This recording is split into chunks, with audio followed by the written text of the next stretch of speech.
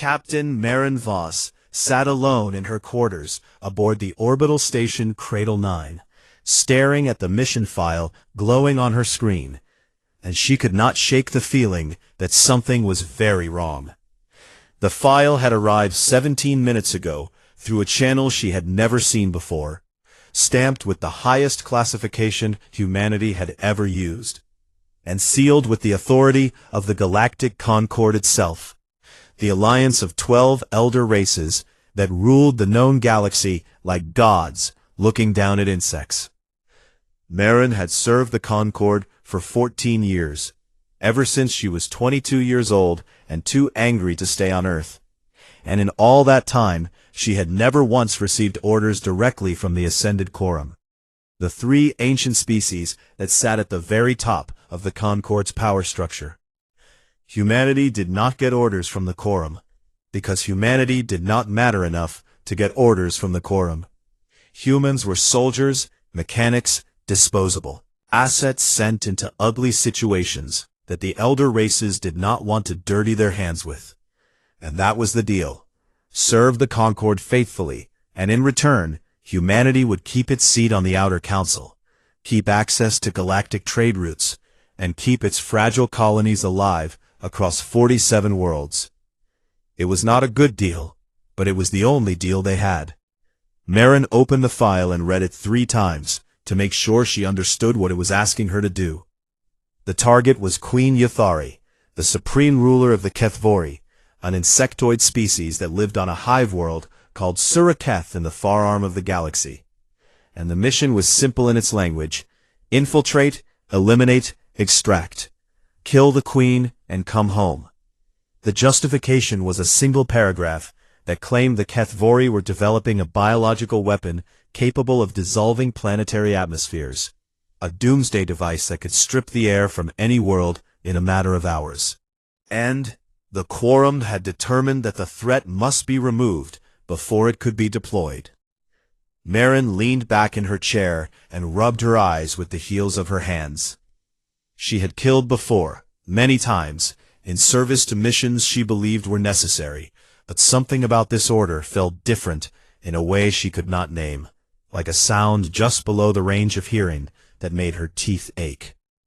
She called Lieutenant Darrow Callum to her quarters because Darrow was the smartest person she had ever met, and also the most paranoid, and those two qualities together made him the best intelligence officer in the Terran Expeditionary Corps. Darrow arrived 4 minutes later, his dark eyes already suspicious because he had also received a copy of the file, and had already begun pulling it apart. "The intelligence sourcing is wrong," he said before Marin could even speak, and he sat down across from her and pulled up his own screen covered in notes and read. "Flags. What do you mean wrong?" Marin asked. "I mean it does not exist," Darrow said. "Every piece of evidence in this file traces back to exactly one source, the Ascended Quorum themselves, and there is no independent verification from any other Concord member. No sensor data, no intercepted communications, no defector testimony, nothing at all except the Quorum saying, 'Trust us.'" Marin stared at him and felt the ache in her teeth grow sharper. "Since when does the Quorum fabricate intelligence?" she asked. "That is exactly the question that is keeping me awake right now," Darrow replied. But the order was the order, and refusing it was not a choice that came without consequences. If the 9th Terran Expeditionary Unit failed to comply, humanity's seat on the Outer Council would be revoked, trade access would be cut, and the 47 colony worlds that depended on galactic supply lines would begin to starve within 6 months. Happened to species that defied the Concord, and she had no desire to watch her own people suffer the same fate. There was Sergeant Cale Bren, a quiet giant of a man who had survived more combat deployments than anyone in the Corps, and who carried his trauma like a stone in his chest that he never spoke about, but that everyone could see. There was Corporal Naya Tan, the team's infiltration specialist, who could crack any security system ever built, and who smiled like the world was a joke only she understood. There was Dr. Lean Sato, the xenobiologist, who had spent her career studying alien species with a reverence that bordered on love, and whom Marin suspected would have serious problems with this mission once she understood what they were being asked to do. There was Private First Class Oren Diaz, the youngest member of the team at 24, who was the best shot Marin had ever seen, and who still believed that serving the Concorde meant something noble.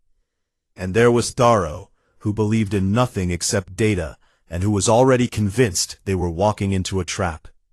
6 humans in total, sent to kill a queen on a world they had never seen, based on intelligence they could not verify, under orders from rulers who had never once treated humanity as anything more than a useful tool.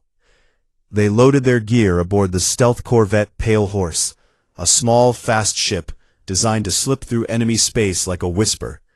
And Marin stood in the cockpit as the jump coordinates locked in, and she looked at her team, and she wanted to say something that would make this feel right, but she could not find the words. "Mission parameters are clear," she said instead. "We go in quiet, we reach the target, we complete the objective, and we come home." Nobody spoke after that, because there was nothing to say that would change what they all already knew. This was the kind of mission that people did not come back from, dressed up in language that pretended otherwise. The Pale Horse jumped, and the stars stretched into lines of light, and Sura Keth waited for them on the other side of the galaxy, like a secret that did not want to be found. It was during the 3rd hour of the jump that Darrow came to Marin with something that turned her blood cold. He had been running deep analysis on the mission file, peeling back layers of encryption that were not supposed to be there. And buried beneath the Concorde's standard communication protocols, he had found something hidden. A subharmonic frequency woven into the file's metadata that did not match any known Concorde signature. "Someone else wrote this kill order," Darrow said, and his voice was steady, but his hands were not. The Quorum signed it, but they did not create it. And whoever did create it went to extraordinary lengths to make sure no one would ever find their fingerprints. Marin looked at him and felt the ground beneath her certainty crack open like thin ice over dark water. "Who?" she asked. "I do not know," Darrow said. "But I know one thing for certain. We are not being sent to protect the galaxy from a weapon, Captain. And we are not being sent to maintain peace." He paused, and Marin watched the light from the jump drive play across his face in shifting colors of blue and white. "We are being sent to keep a secret," he said. "And whatever that secret is, someone is willing to kill a queen and sacrifice 6 humans to make sure it stays buried." The Pale Horse flew on through the space between stars, carrying its crew toward a world they did not understand, a mission they could not trust, and a truth that would change everything they thought they knew about what it meant to be human. The Concorde briefings had described a hostile world covered in dark hive structures, a planet of war and aggression, where an insectoid species bred weapons in the depths of their underground cities, and Marin had prepared her team for exactly that kind of environment. Dangerous, alien, and ugly. What they found when the Pale Horse broke through the cloud layer was something else entirely. The surface of Sura Keth glowed, not with fire or industry, but with light, living light that pulsed in slow waves across vast organic structures that rose from the ground like coral grown to the size of mountains. And every color Marin had ever seen, and several she had not, shimmered across the landscape in patterns that moved like breathing. "That is bioluminescence," Dr. Leon Sato whispered from the sensor station, and her voice carried a tone that Marin had never heard from her before. Not fear, not surprise, but something closer to awe. "The entire civilization is bioluminescent, Captain, and those structures are not built, they are grown." Naya Tan landed the Pale Horse in a valley 3 kilometers from the nearest settlement, using a merchant transponder code that Darrow had forged during the jump. And the team suited up and stepped out onto soil that was warm and soft beneath their boots, and that hummed with a low vibration they could feel in their bones. They moved toward the settlement, disguised as mineral traders, a cover story thin enough to tear if anyone pressed on it. And as they walked through the outskirts of the HFY city, Marin found herself unable to stop looking. The buildings were alive, and she did not mean that as a figure of speech. The walls breathed in slow rhythms. The doorways dilated, open and closed like the pupils of enormous eyes, and light traveled through the structures in pulses that carried meaning she could not read, but that felt like language. The HFY themselves moved through their city in flowing streams of organized motion, their bodies tall and segmented and covered in plates of iridescent chitin that caught the light and scattered it into rainbows, and they communicated not with sound alone, but with patterns of color that rippled across their shells in complex sequences. They were beautiful, and Marin hated that she noticed this, because it made what she was here to do feel heavier. "Captain," Darrow said quietly through the team's private channel, "I have been monitoring local communications since we landed, and I need to tell you something." "Go ahead," Marin said. "There is no weapons research," Darrow said flatly. "I have scanned every frequency the HFY use, and there is nothing. No military channels, no encrypted tactical networks, no signs of weapons development of any kind. And their technology is entirely symbiotic, meaning it works with biological systems rather than against them." Dr. Sato cut in before Marin could respond. "He is right, Captain, and I have been studying their architectural biology as we walk, and everything I see confirms it. This species does not build weapons because their entire technological philosophy is based on harmony and growth, not destruction." Sergeant Cale Bren, who rarely spoke unless he had something important to say, said only 2 words through the channel: "Bad intel." Marin kept walking, and kept her face neutral, and felt the crack in her certainty widen into something that looked a lot like a canyon. They reached the inner ring of the city, where the structures grew taller, and the light grew brighter, and that was where the HFY stopped pretending they didn't know the humans were there. A formation of warrior priests emerged from the walls themselves, tall beings, armored in dark chitin, with eyes that burned like amber lanterns, and they surrounded Marin's team in a circle that was precise and deliberate, and completely without aggression. Oren Diaz raised his weapon on instinct, and Marin put her hand on his barrel and pushed it down. "Hold," she said. A single HFY stepped forward from the formation, taller than the others, and wearing bands of living silver light around her upper limbs. And she spoke, not in the color language of her people, but in sound, in words shaped by a translation harmonic device embedded in her throat that turned her native frequencies into something human ears could understand. "You are the ones who were sent to kill our queen," the HFY said, and her voice was deep and layered with harmonics that made Marin's skull vibrate. "My name is Surath, and I am the voice of the resonant spire, and I have been waiting for you." Marin felt every member of her team tense behind her, and she kept her own body still, with an effort that cost her more than she wanted to admit. "How do you know why we are here?" Marin asked. "Because Queen Yathari has seen this day coming for a very long time," Surath said. "She has read the patterns of the galaxy the way your kind reads the lines on a map, and she knew that the powers above would send someone to silence her before the truth could be spoken." "What truth?" Marin asked. Surath's amber eyes held Marin's gaze with a steadiness that felt ancient. "Come with me," Surath said. "The Queen does not wish to fight you, and she does not wish to run. But before she dies, she asks one thing: that you see what is hidden beneath the spire, and that you understand why she must be killed for knowing it."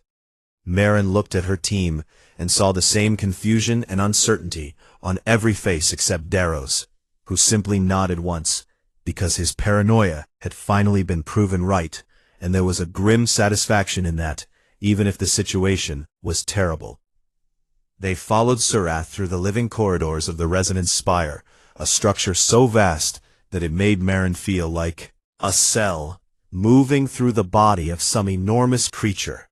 And the deeper they went, the more the light changed, from the warm bioluminescent glow of the surface to something cooler and older and stranger.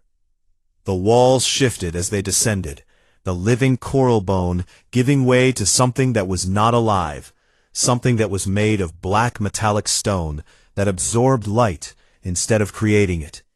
And the surface of this stone was covered in markings, lines, and curves and symbols carved with a precision that no natural process could explain. Dr. Sato stopped walking.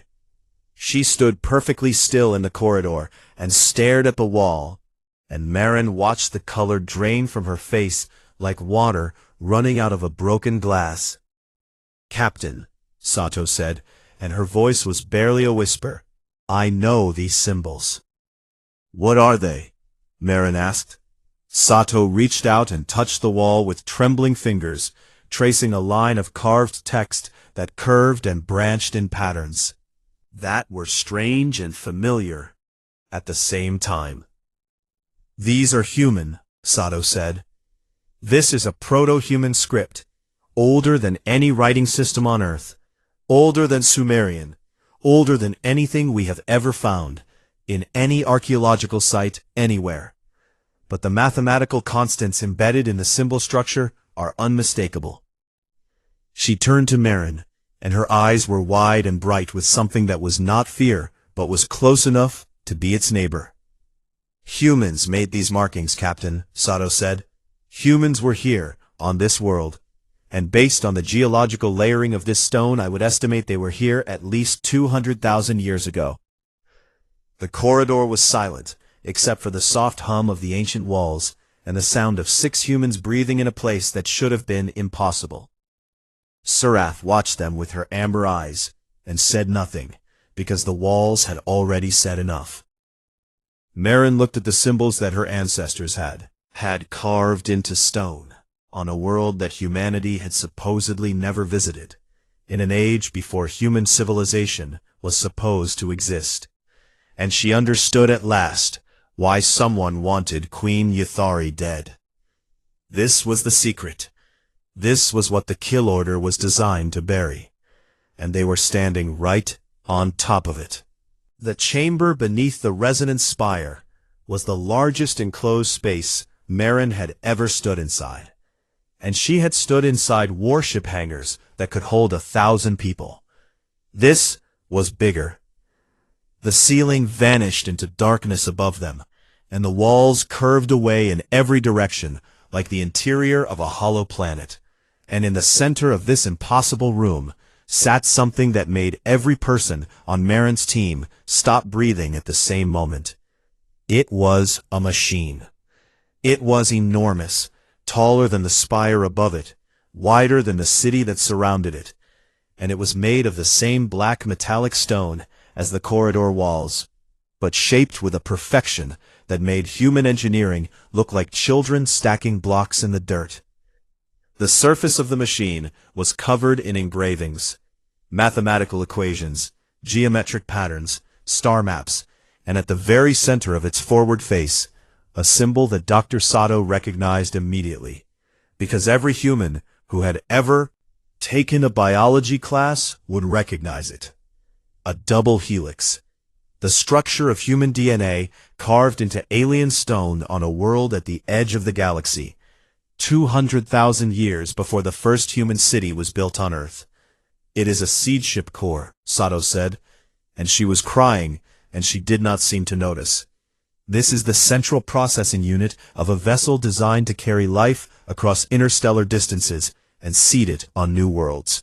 And the technology level required to build something like this is beyond anything the Concorde has ever produced." She walked toward it with her scanning equipment held in front of her like a lantern, and her readings confirmed what her eyes already told her. The materials were not found anywhere in the known periodic table. The energy signatures were stable after 200 millennia of dormancy, and the design language was unmistakably human in its mathematical foundations. "This is ours," Sato whispered. "Humans built." Seraph led them around the base of the machine to a platform where Queen Yathari waited for them. The Queen of the Kethvori was not what Marin had imagined when she read the kill order. Not a warlord sitting on a throne of bone and rage, but something far more unexpected. She was old, ancient even by the long standards of her species, and her chiton had faded to a pale silver that caught the light from the relic and held it like captured starlight. And her eyes were the deepest amber Marin had ever seen, and they held a sadness that transcended species. Yathari spoke through a translation harmonic like Seraph's, but older and more refined, and her voice filled the chamber like music played on instruments that had not existed for 100,000 years. "You are Captain Voss," the Queen said. "I have waited a long time to meet you, though I wished it could have been under kinder circumstances." "You know why I am here," Marin said. "I know why," Yathari replied. "They sent you," Yathari said. "You were sent to kill me and destroy everything I protect, and the reason they want me dead has nothing to do with weapons and everything to do with what stands behind me." The Queen gestured toward the relic with one long silver limb. "My people found this machine 4,000 years ago when we first dug deep enough into our world to reach the old stone," Yathari said. "We did not understand it then, and we do not fully understand it now, but we learned to listen to it. The energy it gives off, even in its dormant state, vibrates at frequencies that carry information, and our entire civilization was built by learning from those vibrations." She paused, and the light from the relic pulsed slowly, like a heartbeat. "Our harmonic technology, our living architecture, our way of communicating through light and sound, all of it came from studying the emissions of your machine," Yathari said. "Everything my people are, everything we have built, we owe to whatever your species left behind in the roots of our world."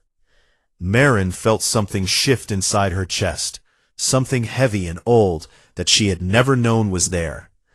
"You said our species," Marin said. "You believe humans built this?" "I do not believe it," Yathari said. "I know it, and so does the ascended quorum."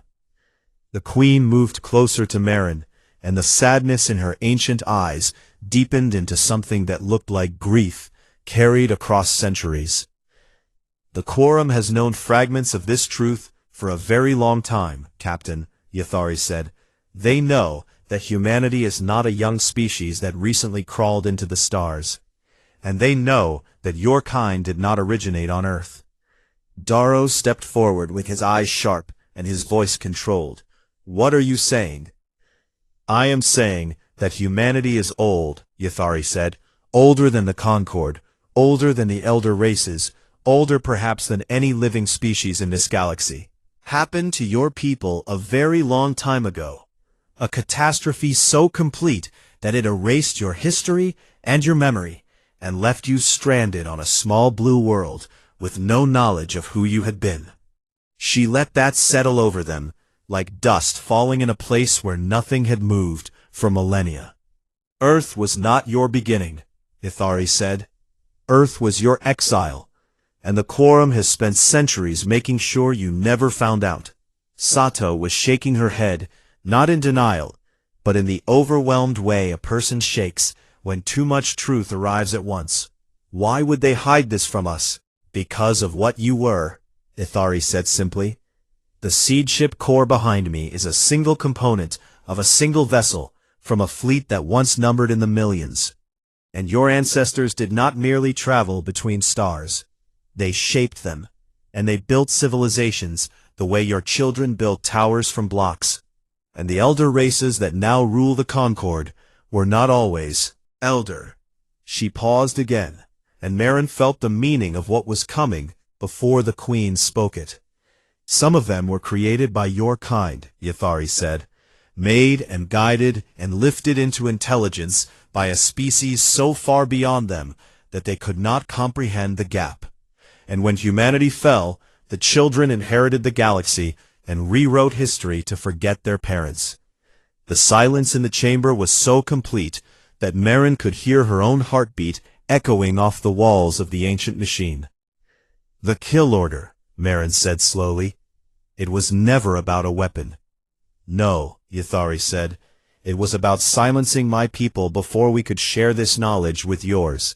Because the Kethvori have guarded this secret for 4,000 years, and I decided that the time for silence was over, and someone within the quorum learned of my intention and decided that I must die."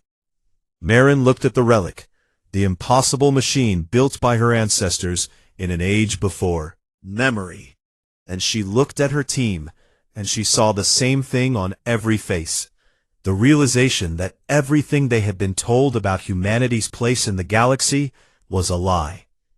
Every mission they had run for the Concord, every sacrifice they had made for a seat at a table they were told to be grateful for, every time they had been treated as the galaxy's youngest and weakest species. All of it was built on a foundation of deliberate deception, designed to keep humans small and obedient and ignorant of their own history. Marin's hands were steady, even though something inside her was shaking, and she looked at Queen Yathari and made a decision that she knew would change everything. "I am not going to kill you," Marin said. Before anyone could respond, the chamber trembled, and the relic pulsed brighter than it had in 200,000 years. And Dr. Sato gasped and looked at her scanner. "It is activating," Sato said, and her voice cracked with equal parts wonder and terror. "The machine has detected compatible DNA. It is reading us, Captain. It is reading our genetic code, and it is waking up." The black stone of the ancient machine began to glow from within, light pouring through its engravings, like blood returning to veins that had been empty since before the elder races drew their first breath. And the energy signature that bloomed from its core was so powerful that every sensor within 100 light-years would see it like a bonfire lit in a dark room. Queen Yathari closed her ancient eyes and spoke one final sentence that Marin would carry with her for the rest of her life. "They will come now," the Queen said. "The ones who buried you will come to bury you again. And what happens next will be decided by what your species chooses to do with the truth." Above them, far beyond the atmosphere of Suraketh, the first Concord warships were already dropping out of faster-than-light travel, their weapons armed and their orders clear: sterilize the planet and destroy everything on it. The relic hummed and the walls sang, and Marin stood between an alien queen and an ancient human machine, and understood that the time for following orders was over. The Concord Purification Fleet arrived in orbit above Suraketh like a curtain of iron being drawn across the sky. 47 warships, each one large enough to hold a small city inside its hull, arranged in a formation that Marin recognized from her years of military training. It was not a blockade formation, and it was not a negotiation formation. It was a sterilization pattern, the kind of arrangement used when the objective was not to conquer a world, but to erase it completely from existence. Grand Arbiter Velshan commanded the fleet from the bridge of his flagship, the Silence of Ages, and he was everything the Concord's rulers aspired to be: ancient, cold, patient, and utterly convinced of his own righteousness. Velshan was a Tharveen, one of the 3 species that made up the Ascended Quorum, and his body was a towering structure of crystalline bone and flowing metallic skin that had been alive for over 9,000 years, and in all that time he had overseen the management of 17 species that the Concord considered problematic. Management was a polite word for what he actually did. 12 of those 17 species no longer existed. He opened a communication channel to the planet below, and his voice reached every frequency on Suraketh, like a cold wind pushing through an open door. "This world has been designated for purification by order of the Ascended Quorum," Velshan said. "All inhabitants will be eliminated, all structures will be destroyed, and all subsurface anomalies will be neutralized. This action is final, and is not subject to appeal. He did not mention the humans on the surface, because in his mind, they were already dead. 6 small creatures, who had failed their mission, and would be erased along with everything else. Marin heard the broadcast, standing in the relic chamber, with her team around her, and Queen Yathari beside her. And she felt something that she had not felt in a very long time. Not fear, not despair, but a cold and steady anger that burned in her chest like a reactor core coming online. "Darrow," she said, "how long until they begin bombardment?" "Based on Concord's standard protocols for planetary sterilization, they will begin charging their orbital cannons in approximately 40 minutes, Darrow said. "That gives us a window, but not a large one." Marin looked at her team, at Kale, who stood like a mountain that would not move, at Naya, who was already pulling up communication systems on her equipment, at Sato, who was still staring at the relic with tears drying on her cheeks, at Oren, who was checking his weapon with hands that did not shake, and at Darrow, who was thinking faster than any of them could follow. "We are not dying here," Marin said, "and neither are the Kethvori." She turned to Queen Ithari. "Can your people fight?" The Queen's silver chiton caught the light of the waking relic, and for a moment she looked like something carved from starlight and sorrow. "My warrior caste has defended this world for 4,000 years, Ithari said. "They cannot defeat a Concord fleet in open battle, but they can make the cost of victory very high." "Then we make the cost too high," Marin said. "Darrow, I need you to do something that will probably be considered treason against the Concord and possibly against humanity." "I have been committing treason in my head since we landed," Darrow said. "Tell me what you need." "The data from the relic, everything Sato has recorded, everything we have seen, every piece of evidence that proves humanity's true history. I need you to broadcast it on every frequency you can reach, aimed at every human colony and every human ship in range." Darrow stared at her for exactly 2 seconds, and then nodded once and began working. What followed was the longest 40 minutes of Marin's life.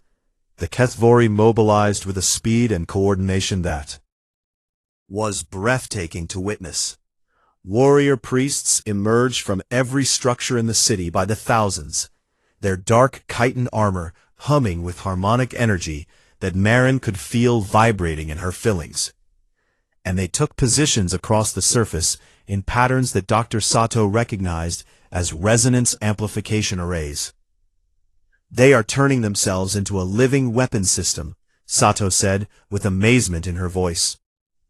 "Their harmonic technology can generate focused sound waves powerful enough to disrupt energy shields and shatter composite hull plating at close range." Marin integrated her team into the Kethvori defense grid, placing her soldiers at critical communication nodes where human tactical thinking could complement Kethvori harmonic warfare. And she felt something strange happening as she worked beside these alien beings, a sense of partnership that she had never experienced with any Concord species, as though something old and deep recognized something old and deep. In return, the bombardment began 7 minutes ahead of schedule, because Velshan was not a creature who believed in giving his enemies time to prepare. The first orbital strikes hit the outer ring of the city, and the world shook like a drum being struck by a god, and towers of living coral that had taken centuries to grow were shattered into dust in seconds. And the Kethvori screamed, not in fear but in harmonics that shook the atmosphere itself. The warrior priests activated their resonance arrays, and pillars of focused sound erupted from the planet's surface, and struck the lowest orbiting warships with a force that buckled their shields and cracked their hull plating. And 2 destroyers broke apart and fell from the sky like burning stars. The Concord fleet responded with overwhelming force, and dropships began descending through the atmosphere, carrying ground troops. Velshan wanted the subsurface relic destroyed with precision, not orbital fire. Meant boots on the ground. Marin fought beside the HFY in corridors of living architecture that twisted and reformed around them, like a maze with a mind of its own. And Kale held a choke point for 11 minutes against a squad of Concord heavy infantry with nothing but his rifle and his refusal to fall. And Naya hacked into 3 separate Concord communication relays and fed false coordinates that sent an entire assault wave into empty tunnels. Oren Diaz proved that he was the best shot in the Terran Expeditionary Corps by disabling the power core of a Concord walker from 800 meters away through a gap in its armor no wider than his fist. But the Concord had numbers and firepower and the willingness to spend both without limit. Private First Class Oren Diaz died holding a communication relay that Darrow needed to complete the broadcast, taking a plasma bolt through his chest while his finger was still on the trigger, and his last act was to kill the bullet soldier who killed him so that the relay stayed active for 19 more seconds, just long enough. Sergeant Cale Bren died in a collapsing corridor, pushing a group of HFY young toward an evacuation tunnel, and holding the ceiling on his shoulders long enough for them to pass. And when the stone finally came down on him, he did not make a sound. Marin felt each death like a bullet passing through her own body, but she kept moving because stopping meant everyone died. Darrow's voice crackled through her earpiece, raw and desperate. "Broadcast is ready, Captain, but I need 3 more minutes, and they are breaking through the outer chamber." "You will have your 3 minutes," Marin said, and she ran toward the sound of the fighting. Queen Yathari entered the battle herself when the Concord forces breached the resonance spire, and what Marin saw then she would never forget. The ancient queen rose to her full height and opened her mouth and released a harmonic scream that was not just sound but force, a vibration that resonated at the exact frequency of Concord shield technology. And the nearest assault cruiser's energy barrier shattered like glass struck by a hammer. The blast wave knocked Concord soldiers off their feet and cracked the walls of the spire, and bought Darrow his 3 minutes. But the effort cost Withari everything. She collapsed with cracks running through her ancient chitin like fractures in a mirror, her body broken by the force of her own weapon. Darrow completed the broadcast, and the truth about humanity, the relic, the seed ship, the 200,000 years of buried history, screamed outward across the galaxy at the speed of light toward every human ear that could hear it. And then the relic woke up completely. Marin felt it before she saw it, a sensation in her blood, in her bones, in the architecture of her DNA, as though something that had been sleeping inside her since birth had opened its eyes and recognized where it was. The machine reached into her mind, and it did not speak in words, but in knowing. Images and feelings and memories that were not hers, but belonged to her species. Visions of humanity as it had been before the fall. Builders who shaped worlds with thought. Engineers who wove gravity like thread. Creators who had lit the first sparks of intelligence in species that would one day forget their makers. She saw the betrayal, the children turning on the parents, the coordinated strike that shattered humanity's civilization across 1,000 worlds, the deliberate destruction of every record and every machine and every monument, and the exile of the survivors to a small blue planet at the edge of the galaxy where they would forget everything and start again from nothing. The relic pulsed once, a single wave of energy that expanded outward from Suraketh at a speed that made light look slow. And it was not a weapon, but something far more. Elegant, a command broadcast in the language of the machines that the elder races had built their entire civilization on top of. Every system on every ship in the purification fleet shut down simultaneously. Weapons went cold, and engines went silent, and lights went dark, and 47 warships became 47 metal tombs drifting in orbit. Their crews alive but helpless, wrapped in a silence that felt like the galaxy itself holding its breath. Daro's voice came through the earpiece one final time, quiet and shaking with something that might have been wonder. "Broadcast confirmed, Captain," he said. "Every human colony within 200 light-years received the signal. The truth is out, and there is no putting it back." Marin stood in the wreckage of the spire, with alien blood and human blood on her hands, and the light of an ancient machine warming her face, like sunlight she had never known she missed. And she thought about Orin and Kale, and the price of secrets, and the cost of freedom. Above her, the Concorde fleet drifted in darkness, and below her the Relic hummed with the patient energy of something that had waited 200,000 years for someone to come home. 3 days after the Relic's pulse silenced the Purification Fleet, Grand Arbiter Velshan requested permission to speak with Captain Marin Voss. It was the first time in 9,000 years of life that Velshan had requested anything from a human being. His flagship, the Silence of Ages, still drifted powerless in orbit, along with the rest of his fleet, kept alive only by emergency atmospheric systems that the Relic's pulse had deliberately spared. Whatever ancient intelligence governed the machine had chosen to disarm rather than destroy. And Marin found that detail more meaningful than any weapon could have been. Velshan's image appeared on a portable communication screen that Naya had rigged using parts from the Pale Horse, and salvaged Kethvori harmonic emitters. And the Grand Arbiter looked diminished in a way that had nothing to do with his physical form.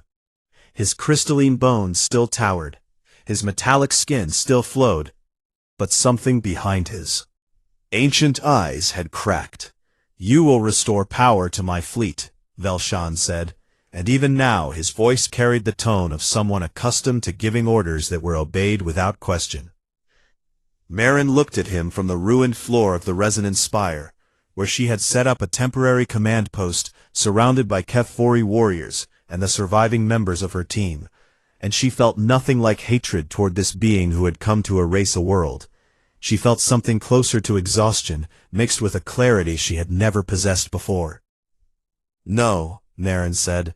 Velshan's crystalline face shifted in a way that might have been surprise. "You do not understand your position, human. The Concorde will send more fleets, larger fleets, and your rebellion will be crushed, as every rebellion has been crushed for 10,000 years. "You are right that I do not fully understand my position," Marin said. 3 days ago, I was a soldier, following orders from people who had been lying to my entire species for longer than your recorded history. And now, I am standing next to a machine that my ancestors built, before your species learned to walk upright. So you will have to forgive me if I am still figuring out exactly where I stand." She leaned forward, and her voice did not rise, but it gained a weight that made Velshan go very still. "But I know where you stand," Marin said. "You kept us in a cage, built from our own bones, and told us to be grateful for the space. And the cage is open now, Arbiter, and no fleet you send will close it again, because the truth is already traveling at the speed of light toward every human being in this galaxy, and you cannot outrun light." Velshan was silent for a long time, and when he spoke again, the authority in his voice had been replaced by something older and more honest. "You do not know what your species was," he said quietly. "You see the relic and you see greatness, but you do not see what that greatness cost the galaxy. Your ancestors were not kind rulers, Captain, they were absolute ones, and the species they created lived in their shadow without choice or freedom. And when the uprising came, it was born from desperation, not ambition." "Maybe that is true," Marin said, "and maybe the version of history you tell yourselves to justify what you did is shaped by the same fear that made you send a fleet to kill an old queen for protecting a machine. I do not know yet, and neither do you, because no one alive remembers the truth, and all we have are stories told by the winners." She straightened and looked at him with steady eyes. "But I know this," she said. "Whatever my ancestors were, we are not them. And whatever your ancestors suffered, you are not them either. And the choice of what happens next belongs to us, not to the dead. The communication ended, and Velshan's image disappeared, and Marin sat down on a piece of broken coral and put her face in her hands for exactly 30 seconds before she stood up again, because there was work to do. Queen Withari survived. The Kethvori medical cast worked on her for 2 days straight, using harmonic healing techniques that human medicine could not have replicated. When Marin was finally allowed to see her, the ancient queen was lying on a bed of living light, with cracks still visible in her silver chiton, but with her amber eyes open and aware. "You chose mercy," Withari said, and her voice was weaker than before, but still carried the depth of millennia. "The relic could have destroyed the fleet entirely, and you could have used it as a weapon to strike at the Concorde itself, but you chose to disarm rather than kill." "The machine made that choice," Marin said. "I did not control it." "The machine responded to what it found in your heart," Withari said. "It read your DNA, but it also read your intent, and the pulse it sent was shaped by who you are." Been full of rage, "It would have been a different pulse, Captain, and there would be no fleet left to negotiate with." "My people always knew this day would come," Withari continued. "We called your species the sleeping giants in our oldest songs, the ones who fell from the sky in an age before memory, and left their dreaming machines in the bones of our world. And we believed that one day the giants would wake and remember the way home." "I do not feel like a giant," Marin said. "No," Withari said, and the faintest shimmer of light rippled across her damaged chiton in what Marin had learned was the Kethvori expression of gentle amusement. "You feel like a human, which is something much more interesting." Across human space, the broadcast was doing what broadcasts do. It was spreading, and it was changing everything it touched. On the colony world of New Meridian, a 16-year-old girl listened to the data stream and then sat down and drew a schematic for an energy system that no human had ever conceived before. And when her teachers looked at it, they could not understand how she had known to draw it, but the math was flawless. On the mining station above Kepler 442b, a veteran engineer suddenly understood why he had always felt that human ships were designed wrong, and he began sketching modifications that would triple their efficiency using principles that seemed to come from somewhere deeper than education. On Earth itself, in universities and laboratories and quiet rooms where people sat alone with their thoughts, something was stirring. Not a memory exactly, but a resonance, as though the broadcast had not just delivered information, but had unlocked something dormant in the species itself, doors in the human mind that had been sealed for 200,000 years, now opening one by one. It was not dramatic or instant. It was a slow awakening, like dawn breaking. Over a world that had been in darkness so long, it had forgotten what sunlight looked like. The ascended quorum fractured within a week of the broadcast. The Tharvine, Velshan species, retreated into fortified space and sealed their borders, terrified of what a waking humanity might remember and what it might want.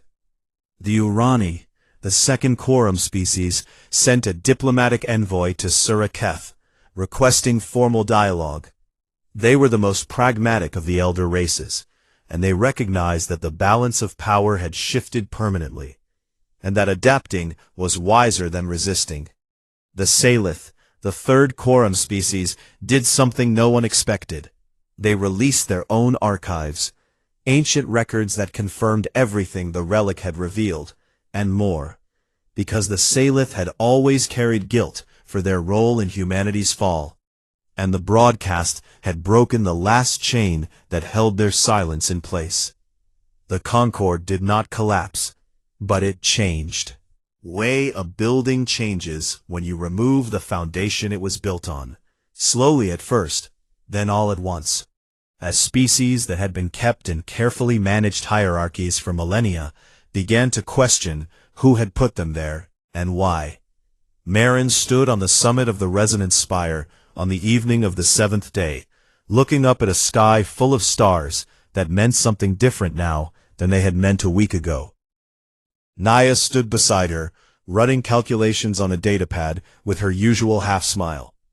Darrow stood on her other side, quiet for once, his paranoid mind finally at rest, because the truth was no longer something that needed to be uncovered.